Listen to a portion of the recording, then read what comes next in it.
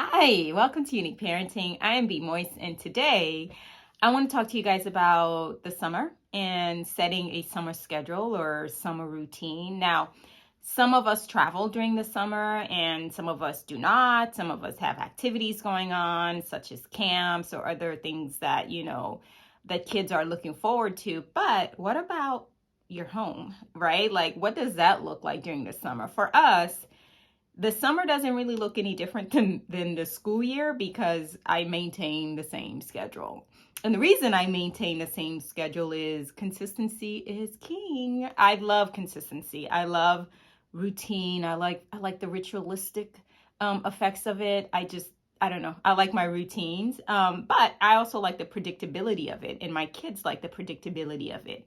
Meaning our morning routine, obviously there's a slight change because there's no school, but typically my kids are still young enough where they're waking up around the same time and they still have breakfast around the same time. Now, the difference is they now have an activity or a chore for the day or the morning. So they wake up and they go into the activity or the chore or something they have to practice or something they have to learn. I like the summer to be a time to relax, but also practice a particular skill that requires improvement. And it's a skill that my kids have decided they want to improve on, not a skill that I want them to improve on, because that would be different. If I was picking the skill, it would be very different. So they pick it and I just allow them to grow and nurture it. We do a little bit of gardening early in the morning because I love gardening. And they like it too.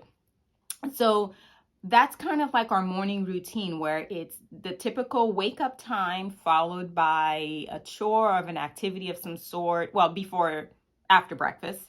And then we do not have screens until afternoon.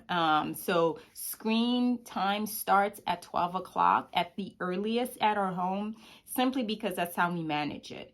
And that way it's easier to navigate and I don't have to worry about, is it time yet? Is it time yet? So having a designated screen start time really helps our summer schedule. And typically by like the afternoon, we're having lunch or we're out somewhere and we're doing something differently. So we try to navigate the morning with, breakfast in a chore, downtime. Then the afternoon is some screen, unwinding time. Then it's followed by a particular activity of some sort or if we're going somewhere.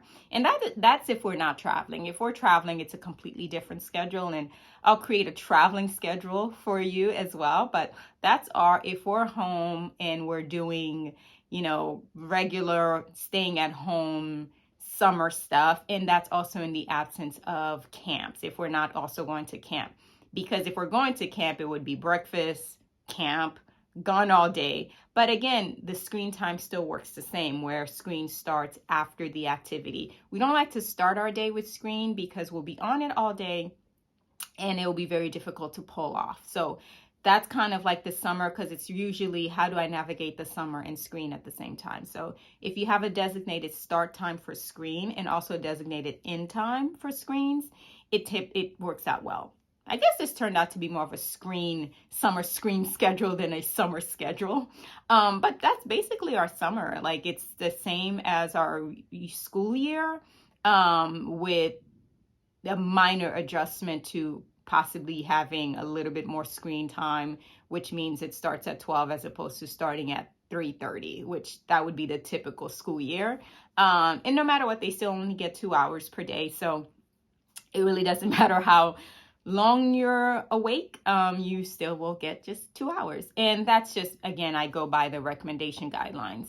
So that's our summer schedule. And if we travel, it's different. So I'll create a travel schedule, but it is okay to start a screen time later than at early in the morning. It is also okay to do things differently. And if it works for your family, then it works for your family. So whatever your schedule is going to look like, we try to maintain the same consistency as the school year, same bedtime. Maybe we'll push it back 30 minutes, but I am an avid believer in having a set bedtime, because children need their sleep, especially my unique learners. They need their sleep. And I need my sleep as well. So do a summer schedule that's going to work for you. But most importantly, if you can delay the set of the screen, it actually makes it easier. And I've noticed that in the past, especially when I am helping families,